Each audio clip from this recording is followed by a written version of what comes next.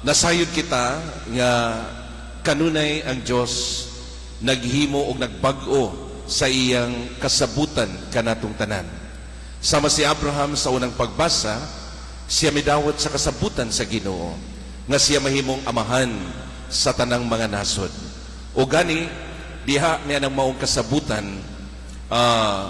gihimo gayud ni Abraham ang tanang paagi aron dili siya mo go against ngadto sa kasabutan sa Dios, o diha sa pag-usab siyang pangalan gikan sa Abram ngadto sa Abraham, nga buot na pasabot kini ang iyang pagdawat o kini ang iyang pagtuman sa kasabutan sa Dios o kaniya. Mga igsoon, kini usab nagpahinumdom sa atong kasabutan, o ilabi na nining panahon sa Kwaresma, diin kita nagkaduol na diha sa atong pagpangandam, diha sa atong pagduyog kang Jesus, diha sa iyang pagpakasakit o kamatayon sa krus.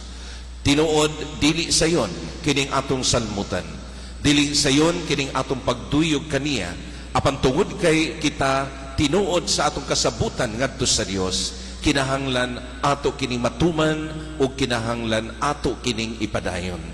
Mga igsoon sa atong ebanghelyo karon, siguro nadungog nato kung unsa ang gibati nga kasuko sa daghang mga tao, ilabi na diha sa pagpadayag ni Jesus kung kinsa siya, kung unsa ang iyang tuyo o kung kinsa ang nagpadala kaniya.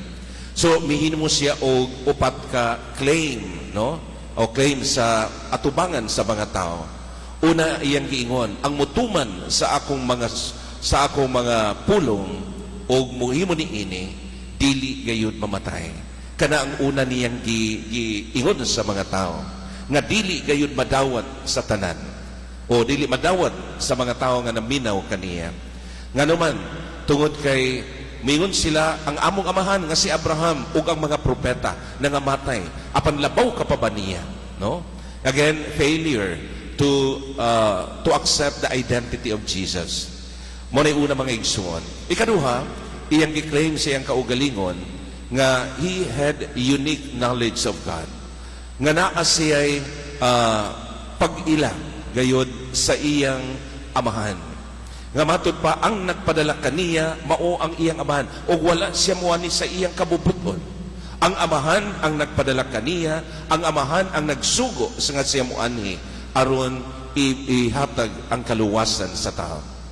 Ikatulo nga iyang gi-claim nga he had a unique relationship with the Father. Ang iyang relasyon sa amahan tinuod o doon na sila unique nga relasyon tungod kay ang iyang mga buhat, ang iyang gihimo kinigikan sa kabubuton sa amahan, ug mao kini ang nagsumpay kanunay sa ilang relasyon nga siya matinud-anon sa iyang paghihimo sa kabubuton sa amahan, ug ang mamahan nagpadala tungod sa iyang gugma sa iyang anak o gugma sa katawhan. Ikaupat mga igsuon, that he is not limited by time, no? Buti pasabot nga siya ana-ana, dugay na. Gani mingon siya nga bag-om na tao si Abraham, gina niya mga tao, ana-ana ako.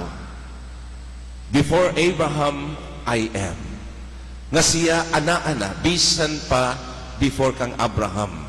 So siya nagpasabot nga ana siya kanunay, uban ka nato. Dugay na siya nga nakig-uban ka nato. Nga siya ana kanunay diha sa atong mga buhat, diha sa atong mga lihok, o diha sa atong mga lakang sa matag adlaw. So mga igsuon, tuod ni ini, nagsuko ang daghang mga naminaw kaniya. Wala makadawat kaniya. Tungod kay siya, nagpaila nga siya usab Dios. Mga igsoon, para ka nato, kinsa man sa Jesucristo. Sa iyang pagpaila, sa iyang kaugalingon, igo na ba kini, nga maghatag ka natong kalig-on sa atong pagtuo, nga siya gayon, buhi o siya nakig-uban ka nato. O tungod ni ana, andam ba usab kita, nga makig-uban kaniya diha sa iyang pagpakasakit o kamatayon. Tungod kay maura kini ang paagi aron kita mahiusa kaniya diha sa Pasko sa pagkabanhaw. Sa dakong kasaulugan nga atong gipaabot ang iyang pagkabanhaw. Mga igsuon, kung nahinumdum ta kagahapon, nindot usab ang iyang giingon kanato. Nagpahinumdum siya nga ang mutuman sa akong mga sugo, siya akong tinunan. O mahibalo siya sa kamatuuran, o ang kamatuuran magdala kaniya sa kagawasan. Unsa man ang kagawasan nga gipasabot ni Kristo nga mahitabo kanato.